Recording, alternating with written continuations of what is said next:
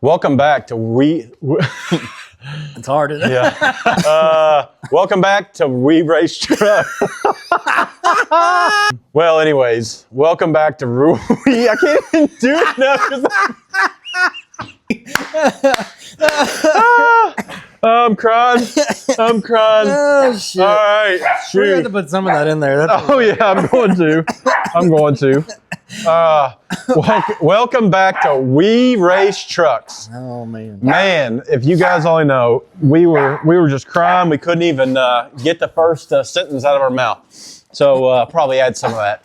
But anyways, we got dogs going crazy. Out. We're in hoodies and jeans now. Last week was shorts and shirts, and it's getting to be fall. So A little chilly and gross out here. time for winter projects. You got a Toyota sitting here. It's not a pickup truck like we had last week or the other episode. Yeah, I was going to talk about what, have you worked on anything this week, or are you still being a lazy piece of shit? Kind of lazy. That's the whole thing, right? With everybody and the weather's changing, like we all know, it's like, all right, now it's time to wrench. I have been dealing with what my goals are, what I'm going to do.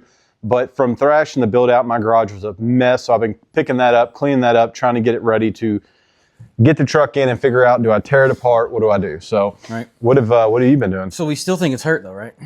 Yeah, so I changed the oil. Like I said, the sound's gone. It idles, sounds great, but you give it a little bit of throttle, it kind of comes in with some kind of knock, so it's definitely bottom end. We're going to pull the motor. But that's a good episode because we're going to talk about engines, transmissions, swaps, that kind of stuff today. Engine management. Yeah. What have I been doing? So I did spend a large chunk of money last week. I did get some help, so I can't complain there. I did end up going with TCI. So TCI will be up underneath the front of that thing over the winter. I also dropped off an engine an engine and set of heads. So I'll be going with.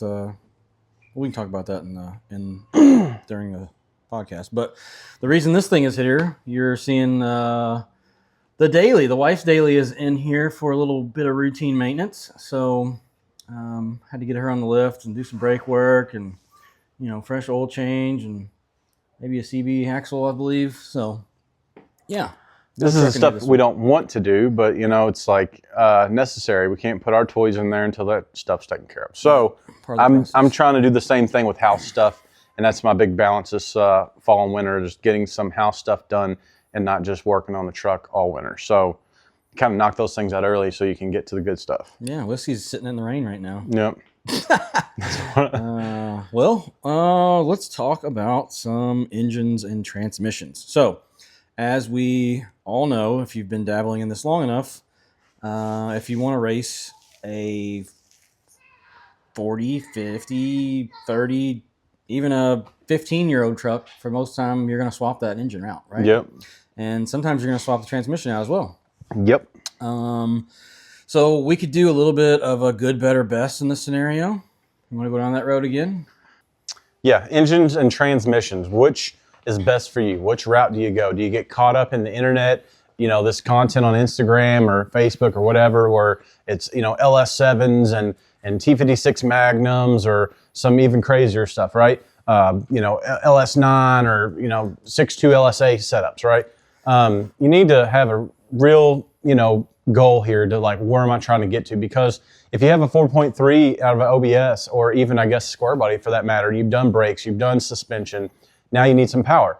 Well, it might make more sense for you to go to that 350 or some type of a Chevy small block because it already came in that truck, right? So make sure you have this goal and fully research, and that's what we're hoping to uncover. I just got done with my swap. You've done a lot to yours to get it to that next level. So this might help some of you go, okay, what's in my head right now, I'm going to pump the brakes and just get the thing swapped to something that has a little bit more power. Because once you get down this rabbit hole, I mean, it opens up to, you get halfway through it and you go, oh man. And it's not the big items that really get you. It's really the nickel and dime stuff that you got almost everything there and you can't start it, you can't run it because you got this AN adapter or you got these lines to get. And before you know it, that stuff adds up. So I think this will definitely be a good one. What would you go with if you had, say, a 67 to 72 and you've done the suspension, you've done all that type of work, and now you're looking for that powertrain combo.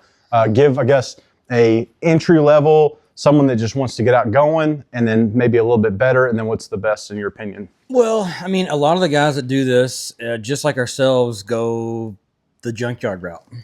The 4.8, the 5.3, the 6.0. And I think of that generation, or of those three, I mean, the king of the mountain is the 6-liter. Not to say that the 5.3 and the 4.8 aren't optimal and work great, but that seems what everybody leans towards. I mean, there's no replacement for displacement, so that's usually the best budget LS swap. And we are going to talk LS. I know we'll probably catch some flack over that too, but I mean, LS is king. I don't care what you say. When it comes to engine swaps, you're going to have the benefit of the size, the weight. I mean, the aftermarket support. There's just a massive following around it, and they're so inexpensive. It's hard to beat. It's really hard to beat, and they're very reliable. So if we'll go good, better, best. Especially dealing with what we do. A lot of what you see is entry level, or I can't even say entry level because a lot of people run these, but. Again, those first three, 4.8, 5.3, or a 6.0. Now, just to say, from my personal opinion, I'm running a 6-liter. So, and I've never ran any other LS other than my 6-liter. That's what I've had the entire time that I've ran this truck. It has been very, very good to me. I haven't had really any issues. I don't know how, but this is a 6-liter out of an 04 Chevy Express work van. We have no idea how many miles are on it.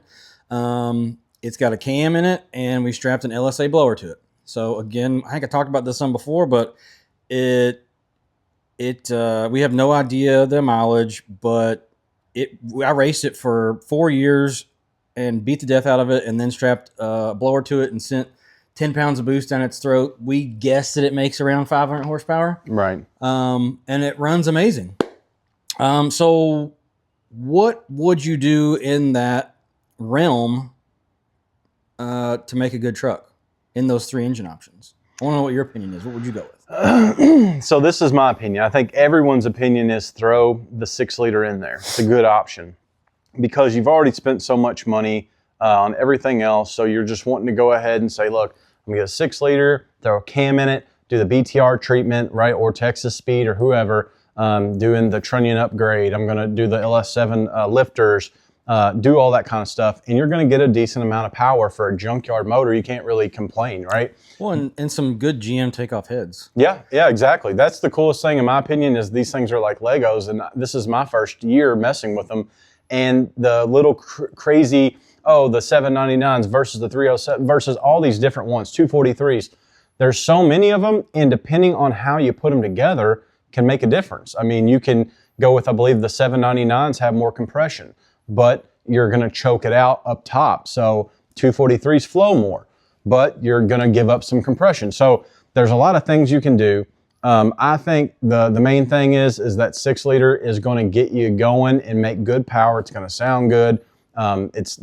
Everybody makes something for them, like you said. But I don't want people to sleep on the 5.3 or the 4.8 because this is what I'm actually going through right now. So I knew that I was going to spend all this money to build a truck. I wasn't worried about the engine being the top of the line. I wanted at least the swap to be done, it be able to be raced. And then once we get it kind of dialed in, I can then go back and do the engine work. Well, obviously I hurt the engine sooner than I wanted to, but at least I know how everything goes together in that truck. So if you looking back at it, I'm going, man, I need to do a 6-liter. And in my case, I've been thinking about LS2, aluminum, trying to save even more weight, right? I'm trying to balance the truck out. And I think like that, and I get all wrapped up in, I'll do a LS1 with a 383 stroker kit, right? Try to aim for 500 at the tire, right? That's a lot of horsepower, and that's probably what you can't use at a certain level, and that's why I say don't get held up. You can't use more than 550 horse. In my opinion, I mean, it's just, you don't have enough straight sections to put it down. So you're looking for good usable torque coming out of the turns. You're looking for that horsepower to whack it on some of these events. We get straighter shots. But here, back to what I'm saying. Now I have this 5.3. It runs good after I did the oil change. I know that there's some kind of bearing material that's hurt. There was some in the filter. So do I take this apart, or do I go try to find the 6-liter? Well, in my case, I think, I can clean this thing up, put it back together for very, very cheap. It's still a good block. Didn't hurt anything, obviously. If the crank needs to be polished, we'll do with that, whatever we got to do. But when you get it back together, I'm probably making 360 horsepower with it. But what if I decide to turn it up and I could just throw a turbo kit on it, right? So if I do a turbo kit and keep it at 500 horsepower, it's probably going to live forever. And if I pop it, it's $500 to get another motor. Well, this is something else that we do in this space too. Is everybody says they're throwaway engines, and to a certain degree they are. I mean, if you did pop one, you could go get another one fairly cheap. Now, recently to get a hold of a nice clean 6-liter is a little bit hard to get a hold of. You know what I mean? Because then you're going to pay a lot more for it, unfortunately. But I mean, still at $1,200, $1,300, I mean, you still get a clean 6-liter, and that's what they've been going for. Anything to it. But again, when I go to throwaway engines, you don't want to toss that out with the bathwater, right? But what would be great is while that one's getting taken care of, kind of the same thing I'm doing with mine, you can go buy another one. So if you have two, say you have two 5.3s on deck, and you have one that's clean, ready to go, a short block sitting in the corner, wrapped up, covered in oil. When one pops or you spin a bearing or whatever happens, okay, let's just grab that one. Take it to the event with you if it's a big event. Well, I don't know if I'd go that far, but you could. That's me. I'm that way where I'm like, it'll take it, we'll pop it, we'll change it in the pits, Yeah. And then you could grab the other one and swap it over. The other thing too that I love about LS is like you said, it's like Legos. So I mean, it's a modular engine, so where every variant you can put any part on any one. So I mean, I could take LS3 heads and put it on a 6-liter. I could take a cam out of a 4.8 and put it in a 6-liter. You could do whatever you want. It's all swappable. So that's another thing that's great about those. Now, you want to move on to section 2? Or no, let's talk boost. Because, that's what... an NA motor is great, and that's one thing that I battle with all the time as far as do I go NA or do I stay boost? With where I'm at right now, I'm going to ultimately stay boost just because it's cheap horsepower. And I've already got everything paid for. All I got to do is drop the blower on there, and it works. If you do want to run bigger track day stuff, again, you're going to want to go more towards the NA just because of heat soak. But we run primarily autocross, and if you want to send some boost down a 4.8, a 5.3, or a 6-liter, you can make a lot of power for not a whole lot of money.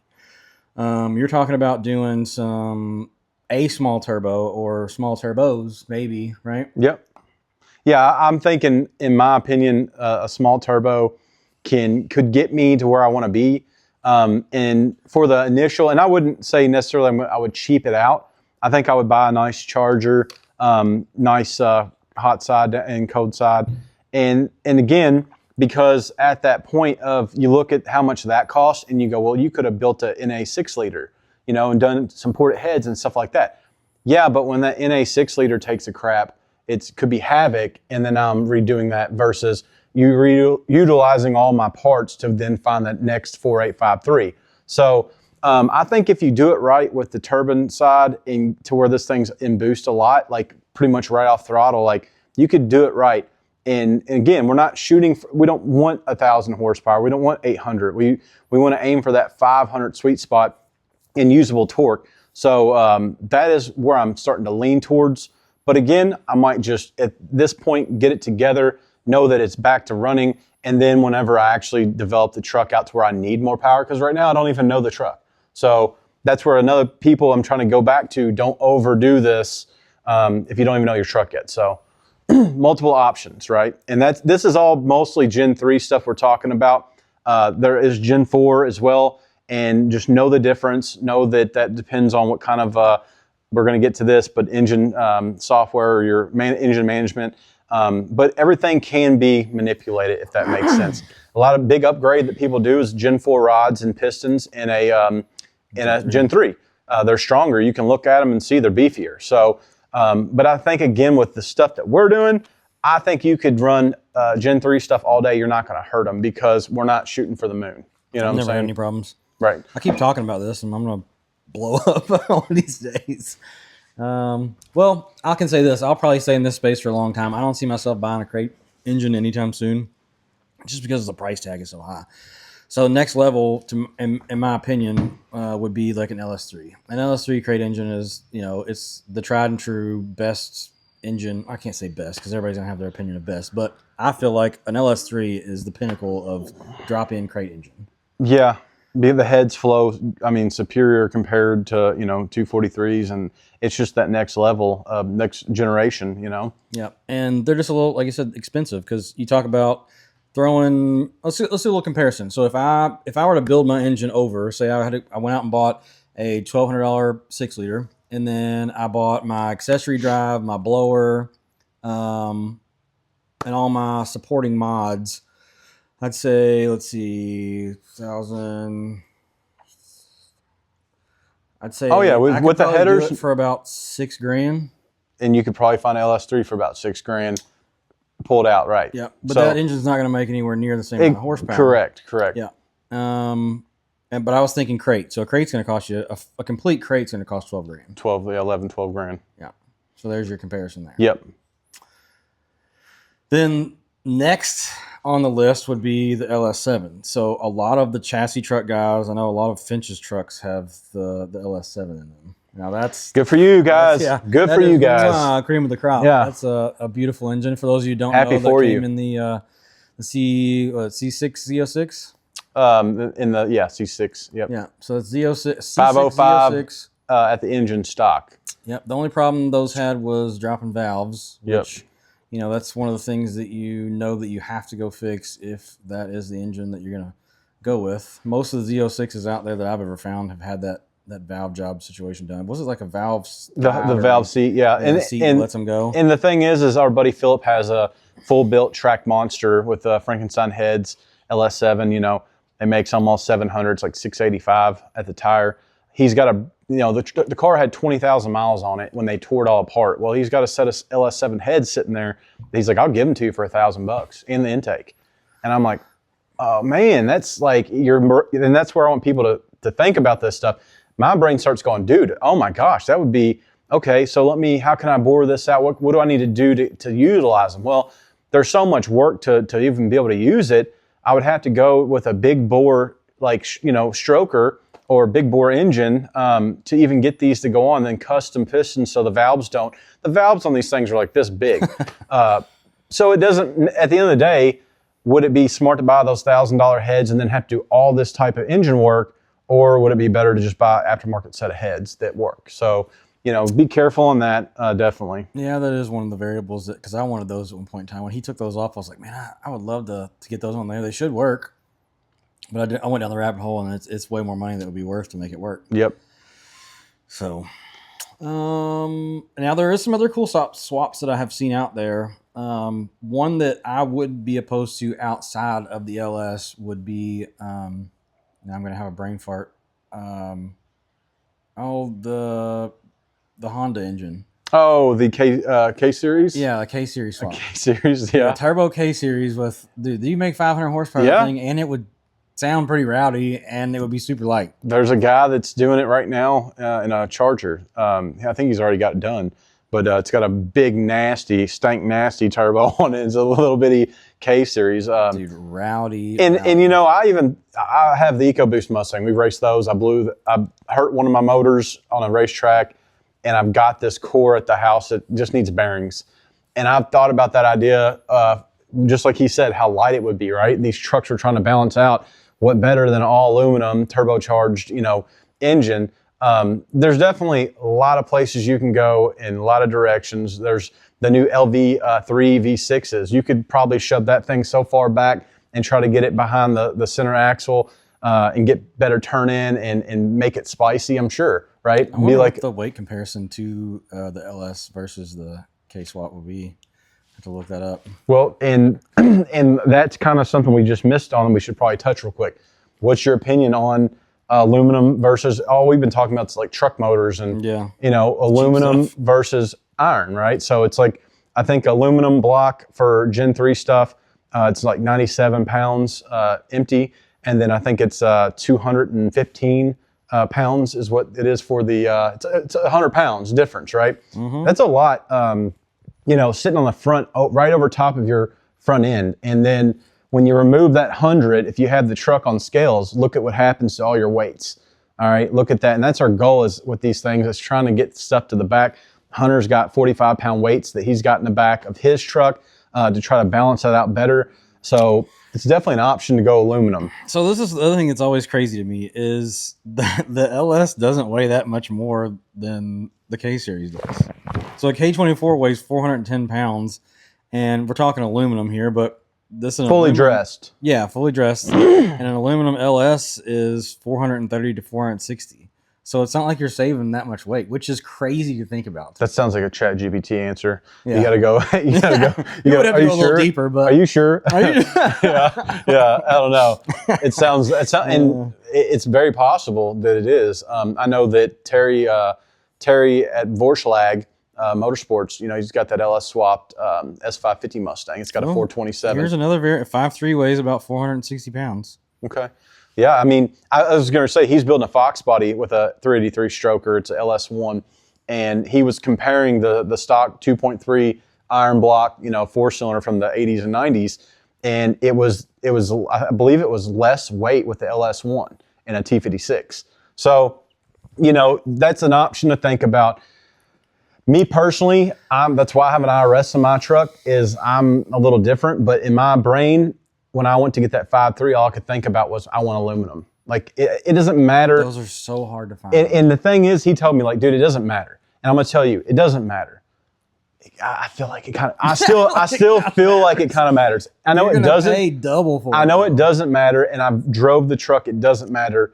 But in my brain, how I operate, I know there's a benefit to it. So I can't stop until I finally do that. Yeah, I mean, there's heat. There's a heat aspect to that. It's obviously going to shed heat faster, and it is going to be lighter. So I mean, it is there, but I mean, there's so many other things that you could deal with other than that aluminum block. Right. I mean, granted, it is cool. I would do it too, but there was is it the LY6 or I'm gonna butcher that. I can't remember what variant. It's a 6-liter. It's a 5.3. That's an 5.3. I can't remember. L33. L33. There's a couple of them. Dude, they're so hard to find. Well, and what's funny is too, for a while and never could find. I have 243s on my truck, and what's funny is the 243s on Gen 3. Don't hold me to the fire, but I believe they came on a C6 Z. You can get it on that, and then it would come on a CTS V. It would come on that as well. So mine had the back steam port have plugs in there like a rivet. Yeah. And that's because the blower, so you couldn't get all 4 steam port with a line going across, or the LS6 intake. Whatever the case is, I know mine came off of one of those 2. You can knock them out and you can run all 4. But what I'm getting at is that, I have a good set of heads on a Gen 3 5.3, right? But then all the new 5.3s like came with 243s. All these aluminum, it's kind of crazy that they just said, oh, well, these work so well, we're going to put them on a truck. So now you see them on trucks all the time. So that's pretty funny.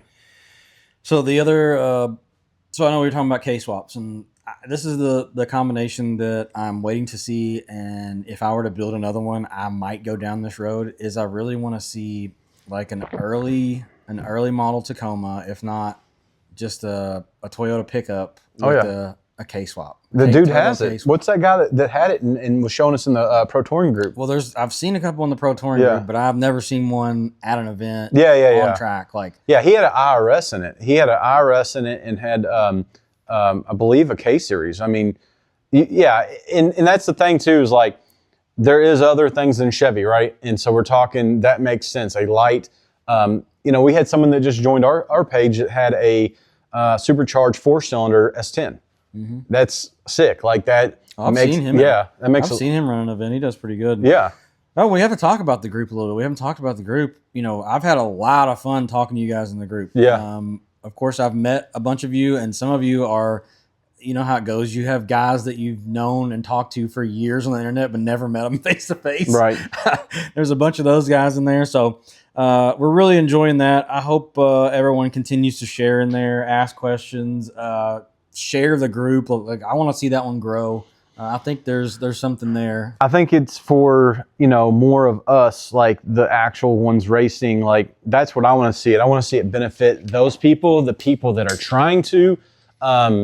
Yes, am I all into like cars with car shows and stuff like that? I'm glad and happy to talk with anybody, but I'd like to niche down to where we can kind of make this moving forward awesome at events. Maybe we have the power with that group with here to make things better for the best for everyone is what I'm kind of looking at it. That's how I am.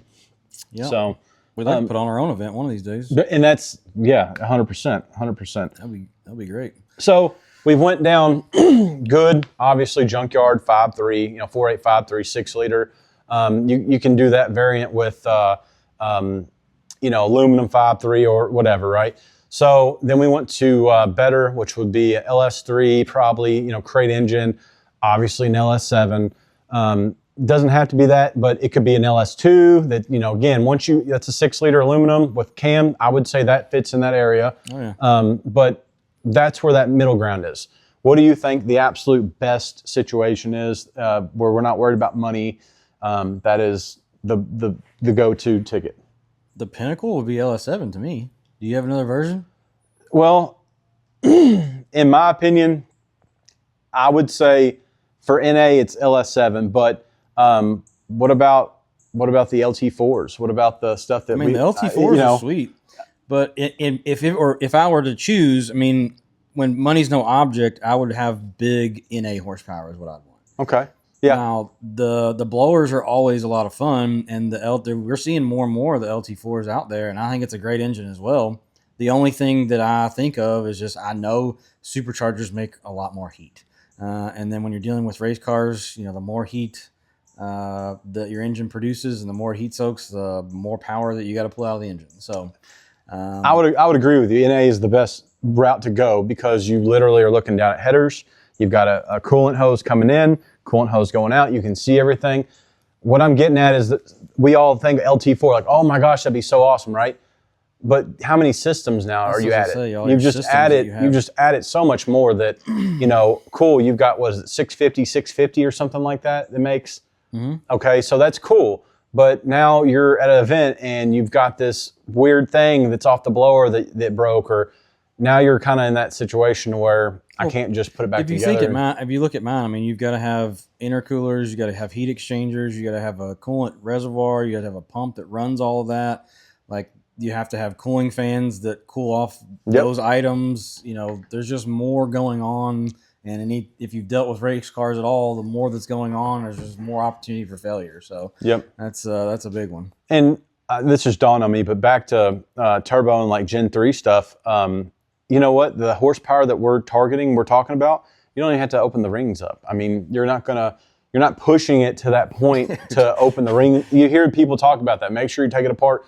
You're not going to be pushing it that hard. So now I have no gap rings. Yeah, if you're just sending it. Exactly. If you're going to build a motor, you might as well. Yeah, you're gonna gap them based off what you want. But on these junkyard ones, if you're staying under that 500 roughly horsepower, something in that area, I don't think it's worth the time to even do it, to be honest with you.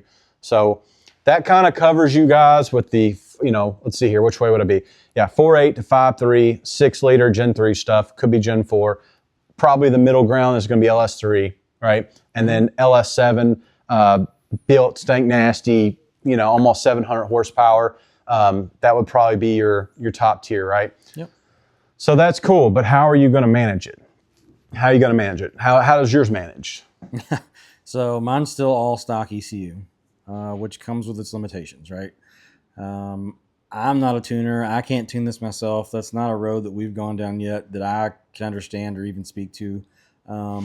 But the limitations that come with managing a stock ECU is having someone that's not remote. Like you can't remote into my system, right? Right. Like I can't unless I've got. Well, I could if you get the CAN bus, but then it's like the amount of money that you spend to make the stock ECU work. You could just purchase the aftermarket ECU like a Holley after I bought all the accessories to do what the Holley can do, right? So then I'm just left with an overpriced turd when I could just bought, the good stuff.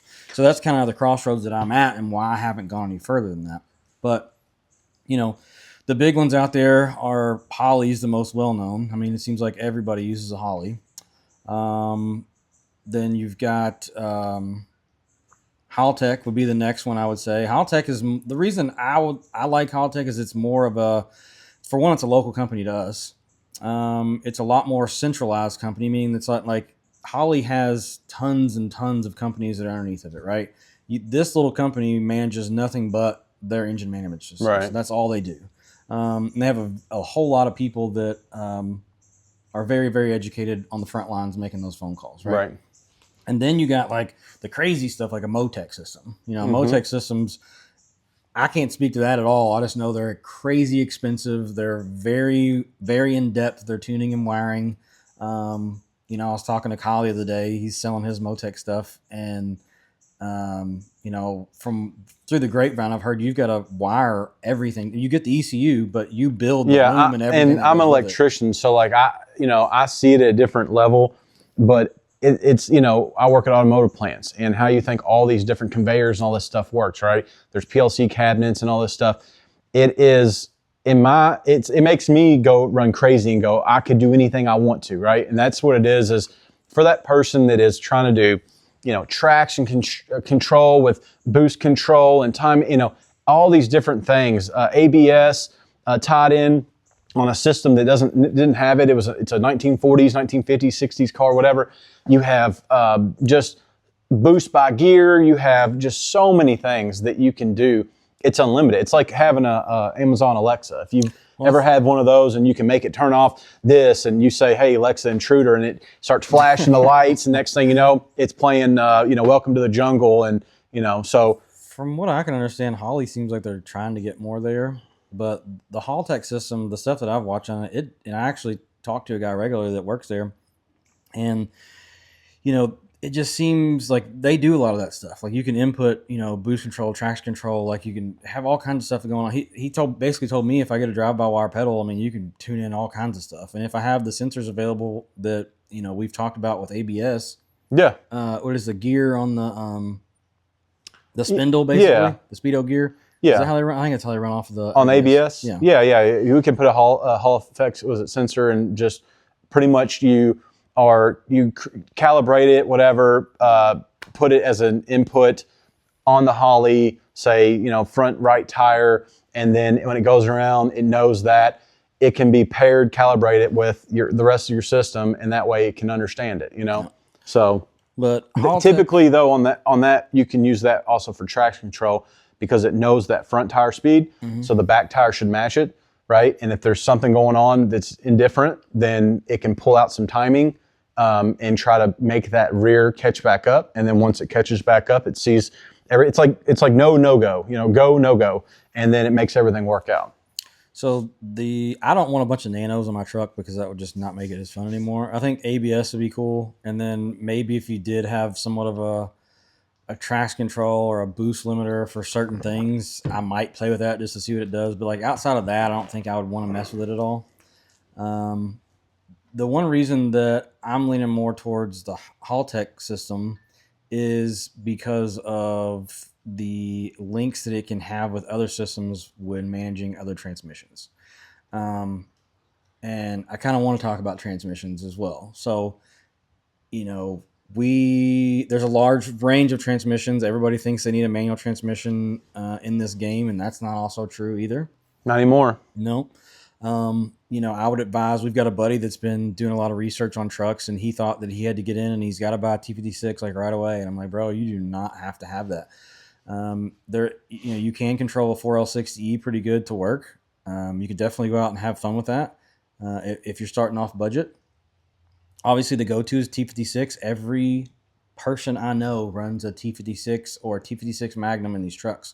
There's a few AR5 builds out there and TKXs. I got TR6060. Yeah, TR6060s is a good one too. But the Nissan, the CD09s or whatever from LOJ conversions. Yep, that's an option as well.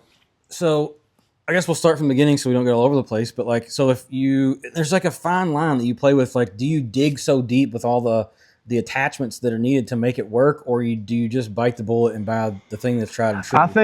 That goes down the road of like the AR5, because we talked about the AR5 a bunch because you can get those pretty cheap.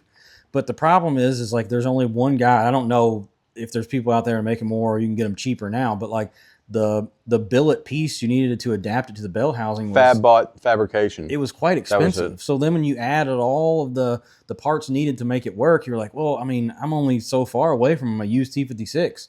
You know what I mean? So it's like, I don't know. It kind of goes back to, it depends on who you are, and it goes back to that 4853 conversation with that turbocharger.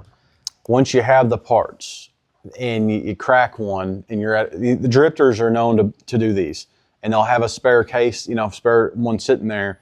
First gear is super low on this thing. That's why I had one. I was going to do an LS Fox Buddy. Had a coupe, 93 coupe. I was going to do turbocharged setup, and I had secured one. I got it for like $200 from a local wrecking yard. Cheap. But it does have a super low first gear. So it's like a 4 to 1, whatever it is. Can't remember exactly, but it's very low to where I think it was going to be taken off in second most of the time is what I was going to be doing, and then just shifting to third. It's an option. It depends on who you are. I think a lot of those come down to a guy that's building a truck over time and in his brain, and that's totally fine. I think it helps you keep it together to where I can buy this $500 adapter, okay, or I buy this $200 transmission, and then I can buy this, then I get the shifter later, right? You're not buying it all at once. It might make more sense to you that way. So they have gotten cheaper. I gotta say that. So that's I like to see that. So that makes me go, hey, this is a good option. What is it? So you can get the entire kit now with the with the bell housing, or with the adapter plate that fits the 4L60E bell housing, the clutch, the flywheel, everything for $1,400. So I mean, if you get a $300 transmission and you spend $1,400, I mean, a good T56. That's not bad. A good T56 clutch is $1,000. That's not bad. That's like not bad. My McLeod clutch was $1,000. If you shit the bed on the transmission, then you're looking at another. Again, the problem with all this is that with time, it's going to get harder and harder to find these. They come out of a Colorado. Colorado, yeah. I believe it's the 4-cylinder Colorado. So don't quote me on that. It could be the 5. I think it's the 4-cylinder. Yeah, that's why you get that weird gearing. Yeah, and that's exactly why you get that gearing. So that there, it sounds pretty decent to somebody. Say $1,700. All right, they're in that kit.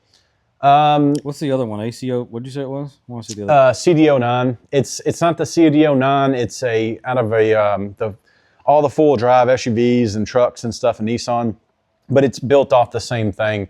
The numbers are just the next upgraded version of it. It's the same overall thing, right? It's just that would be your next step, because that one jumps into around the $2,500 range. And it's apparently pretty good transmission, pretty durable. So the problem is, I was looking at that as I started my build, and I couldn't find one. I couldn't find one that wasn't. Now the one cool thing is if you get one new from Nissan, I think it's only $3,000. Yeah, which is still pretty cool. I mean, a 6-speed manual for $3,000, brand new, that ain't bad, But if you're already going to spend $3,000 for that, right? Why don't we just get a TKX? Well, then you got to adapt it too. Yep. So, but I think people need to realize they do have MV3500s out there. That's what we took out of our truck. I could have made that work. Don't know how long. It wouldn't have. But that is also an option to get started. The MV4500s, I believe they'll help me to this, but I believe that's a GMT 800 transmission maybe for the MBS. Mm-hmm. So it obviously comes on a LS, so right. So that's an option. I want it to be able to buy once, cry once. I want it to be able to abuse my transmission racing and know that I just need to change the oil in it, the transmission fluid in it. That was the reason I went my route. I'm not limited to, I'll never make over 700 foot-pounds of torque. I'll never shift it above, 8,800 RPM. It's like the highest RPM shifted transmission. So, and how far back it was. So I wanted to get it more like a car, and my shifter is probably like this. The kit that I bought was American Powertrain. There's Bowler, there's a bunch of different ones. So you're talking about T56. So you have T56. Yeah. Magnum. Yeah. So before you go T56, I mean, you can always you can get a used like Camaro. T56. Yeah, F-body. Yeah, the only problem with that is you never know what you're getting. $2,200. It's got probably 160, 180,000. Yeah. You don't know what you're getting there. Yeah, so you don't know what Yahoo's been slamming gears in that thing. 100%. But it is an option, and then the TR6060 is an option as well. That comes out of LS3 Camaros. It has a body-mounted shifter, on its weird shifter, but they make shifters that are hard-mounted. So That's not nothing. I want to say the main thing for me was it it was the location of it, where the shifter was going to be at. It was a shorter transmission, so I didn't want that. It's definitely an option. That's one of the downfalls to a truck is obviously the cab you're sitting a lot higher. You're not like a car to where the console is up next to you. So the transmission is usually right here on a car to where you have a nice short shifter. With a truck, it's totally different. The transmission's down by your feet. So if you've got that tail shaft back further, you can make that shifter a little bit shorter and get a little closer to you. Yep. Build the tunnel up a little bit, makes everything a little bit more ergonomic. I just like being next to my wheel. Yeah, I want to do this. And I had a big long shifter in mine at first, and it drove me crazy, but I've shortened mine up and pulled it back, so I like it a lot better that way. The ones that are making me very curious anymore and there's a lot of guys that are just now starting to do this, and it's really sparking my interest and making me want to make the jump, is the 8 HP 90s and the 8 HP 70s, and the DCTs. Those are BMW. So freaking cool. Yeah. Now I've heard that just from talking to, I talk to Eric Galt a lot and I talk to Jesse a lot. And they're hot on the 8 HPs. Now, if you don't know what 8 HP is, the 8 HP came in like the Hellcat, basically. I don't think scat packs. Yeah, I don't know which Chrysler. There was a Chrysler transmission. I think there's different versions of the 8 HP, but depending on what it came in. Yeah, I think Maserati's using them. I've heard that Toyota's using them in the Supra, I believe. But they're super, super fast. I mean, it's almost like you can't tell the difference from a DCT necessarily as far as the speed goes by the human hand. But they work a little bit better because they have a torque converter. Yep. It's a little bit smoother. Yep. And they can hold a ton of horsepower. And I just think it would be awesome to have paddle shifters and just bang that paddle shifter in a truck. And then if the wife wanted to drive to the grocery store, she can hop right in and go. She could just hop in it and go. Mm-hmm. The other cool thing is they have that simulated clutch with them, which I think is just freaking badass. To where if you did want to play with that, you could play with that. And you could clutch kick the damn thing and smack a simulated shifter. Like, that would be so cool. It is pretty cool. So that's the other thing too, is like I've seen it set up to where it's like a sequential to where you can just bang it like a rally car. Or you could put it on a paddle. I think I'd probably do the sequential, just like bang, bang, bang, and have like the simulated clutch. That would be cool to still be able to clutch kick it occasionally.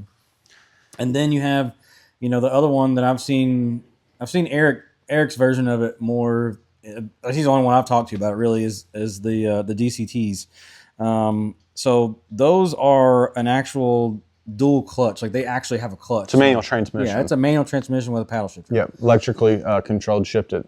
So, again, I'm talking out my ass, but, Yeah, we're not experts in this. Yeah, no, this is just me just chatting bringing about up options, right?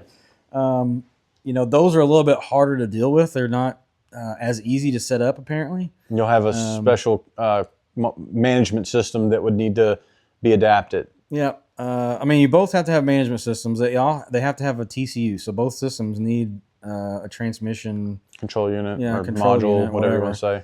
That controls both of them. But apparently the 8 HP is a lot easier. And I say 8 HP. 8 HP is like the pinnacle of that transmission. And then a lot of the guys that I've been seeing recently are doing the 70s. So you can get the 70s a lot easier. And I think they came in like the lower models. Again, I want to do a little bit of research. I think it's the scat packs and stuff. The Hemi. So your Hemi type cars, when we talk about the Chrysler one, and does it seem like most people are using the Chrysler version? Yeah, they're all getting the Chrysler version. So say the 70 is a scat pack Charger or Challenger, and then the Hellcat, the 707 horse or whatever, that's the 90, I believe. So it's an option, and just know that might be this. Hopefully you can go, well, I didn't even know that existed, and you might find out more information than we even know. But we're just trying to give you opinions. So we talked about, while he's looking that up, we talked about MV3500, that's stock stuff, right? You can make it work. MV4500, stock stuff. We talked about finding a T56 from an F-body. That's definitely possible. Talked about TR6060 from the LS3 type Camaro. That's definitely possible. Put that hard mount shifter on there. And then we talked about, I think, Tremec, did we say the TKX? TKX is rated at 600. Yeah, it's a 5-speed. It's a 5-speed rated at 600 foot-pounds of torque. It's a little bit cheaper than your T56 Magnum. And then obviously the top dog would be the T56 Magnum, but you can get that from different people with different types of builds to them. So, and then we got into these automatics. And So I will say to the T56, I've loved my T56. You can beat the literal death out of that thing. The only thing that I know people talk about it and they piss and moan about it here and there is it's really loud. So just so you know, I thought this was a race truck. Yeah, again, that's where I was going with this. We don't care. We're used to it. Yeah. If you understand what that noise is, I mean, where I'm trying to get a dog box, dude. Yeah, it does like a lug. Like it sounds like antique farm equipment is what it sounds like. I mean, you're lugging that thing. If you put it in fifth gear or sixth gear and you roll 50 mile an hour, it makes this noise like if you put a bucket or a bunch of bolts in a bucket and you shook it around. That's what it sounds like. But it's just what they do. You get used to it. That's my only 2 cents on that. So the 8 HP 70s, they came in all kinds of stuff. So you got BMWs, 357 series and the X5, and then mainly in the Dodges. So Chargers, Challengers, Durangos, and the Ram 1500 and the Grand Cherokees. Jaguar put them in a couple things, and Maserati put them in a couple things.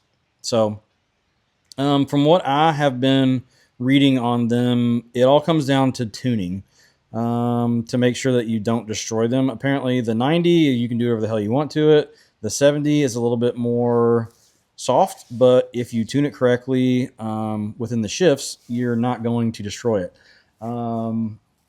I've been told that the CAN TCU is what everybody goes with, or it's the best one to go with as of right now. Again, I don't know shit from Adam, so don't listen to me, just what people tell me to do it. And it can hold, 500 horsepower, 600 horsepower. All comes down to tuning. And that's with a lot of stuff with these LS motors. I mean, it comes down to tuning. I mean, you could have that 6-liter that blew up in A, or, one that lives forever with boost. It just, all this stuff comes down to tuning, especially, direct injection stuff. We haven't even touched on that, but it's all getting to that point where it just keeps going. This isn't a carburetor anymore and some, manual controlled valve body and stuff like that on a transmission. So it's definitely a good option, and it's just opening hopefully we just showed you something you didn't know. If not, again, leave some comments. If you are the guy that knows all about these, break it down on the Facebook page. Yeah, get in the Facebook page and to help people out.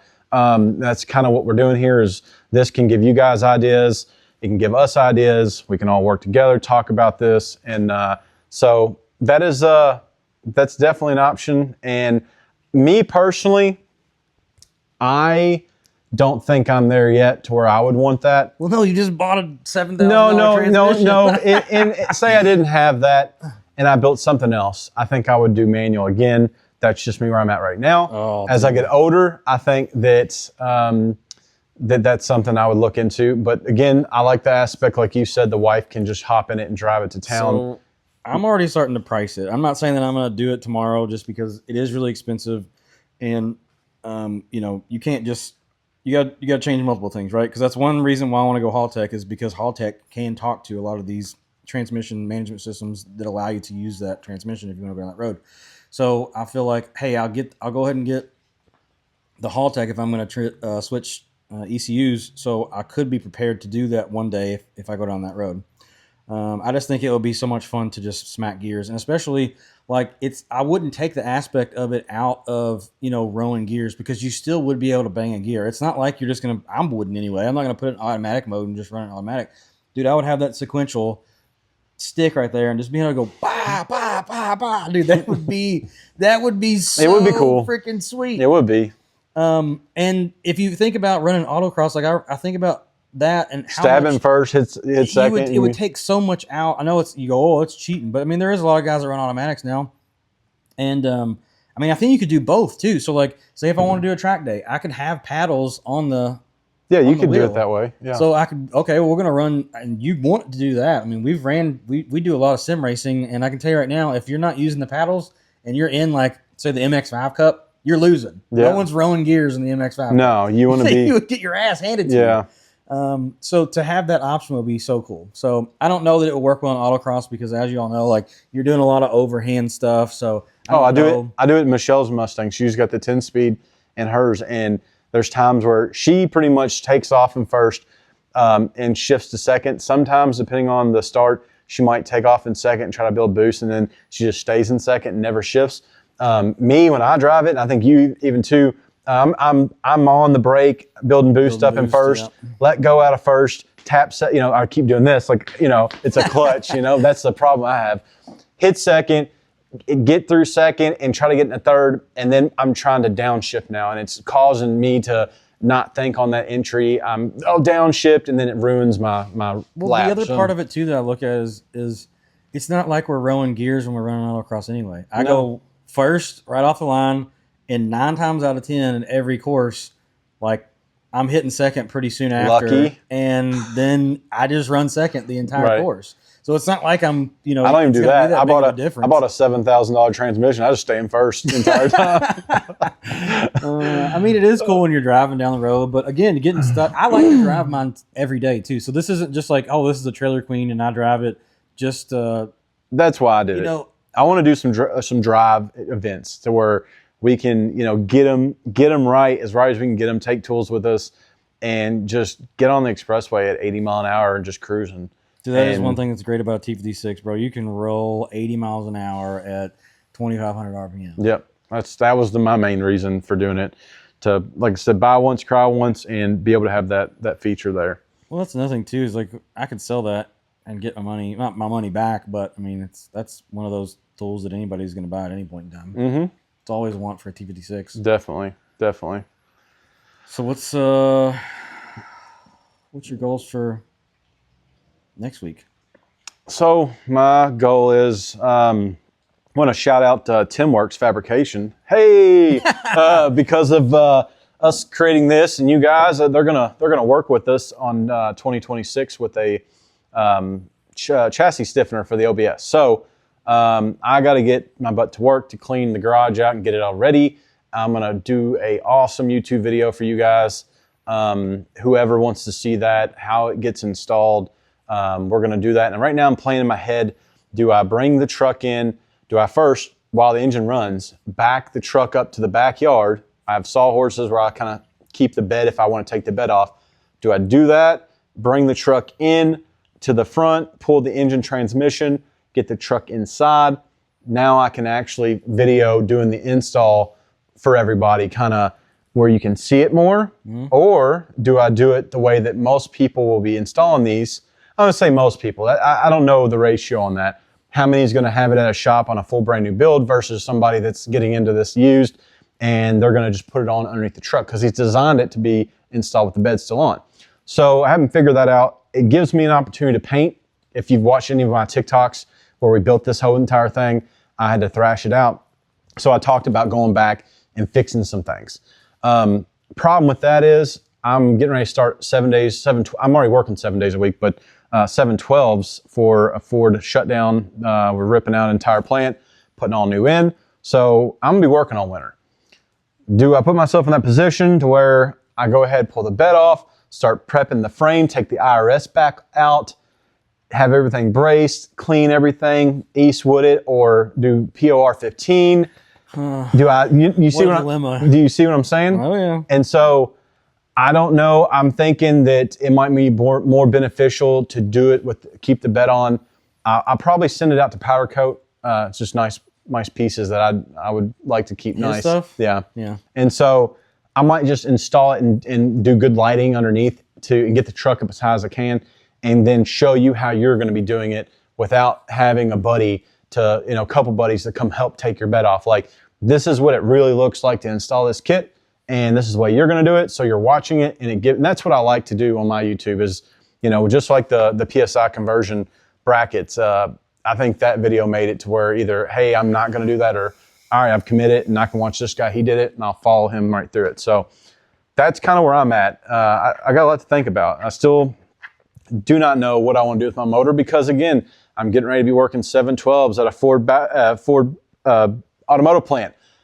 Going to be working a lot of overtime. Does that change? Maybe it does. I don't know. Right now I'm like 5.3, maybe throw some boost. Does that change? So you know what? We're just going to go ahead and do something spicy. I don't know. So it's about time to tear it apart, though. I need some time to think, get prepared, kind of get moving in that direction. Chassis stiffener is definitely what's going on. Yeah. Well, I'm happy that you got some free stuff. Well, I mean, shout out, Ride Tech, what's up? He's just going to be looking, for some shocks, Rod Tech, you should call me. Yeah. I've already sent you a nice email. Hopefully you read it. Yeah.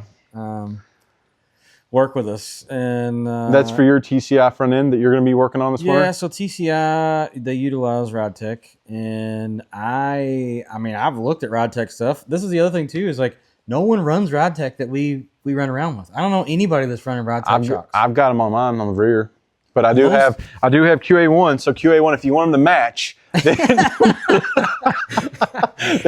throw us a set for the rear, right? Yeah. So I know of one truck that's running Rod Techs. I know it's a good shock. I hear great things about it. Yeah, the triple, it's a triple adjustable is what I want. But they're not cheap. I just have the single. It's like $1,700 for two. But yeah, everybody that we know runs Vikings. Nine times out of 10. I want to know why too. QA1. I want you to tell me why. Is it because it's triple adjustable? Do you even know what those three things do? That's what I'm at. I don't know.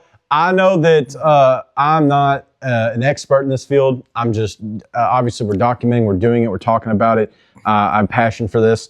I'm the guy that can sit there on a freaking mono shock or a twin, just you make it work. I'll make it work. I'll make it work. Get better and better and better with seat time. And then, you throw right now at me, I have on the rear of mine a single adjustable. I'm like, this is new to me. I've never had, adjustment. So I'm playing with it. And then you go into two. My brain wraps around that. But do you have show me your pen and paper to where you have exactly 3 and 4. I think I'm gonna turn a click. It's like, really a click? Is that really gonna? Let's go down a quarter turn in your high speed adjustment. I know that it does. You can do it, and I'm hoping next year to learn how to set mine up properly. But I'm like, throw 3 of them. Like, bro, I got a job. I gotta go to work. Got things to think about.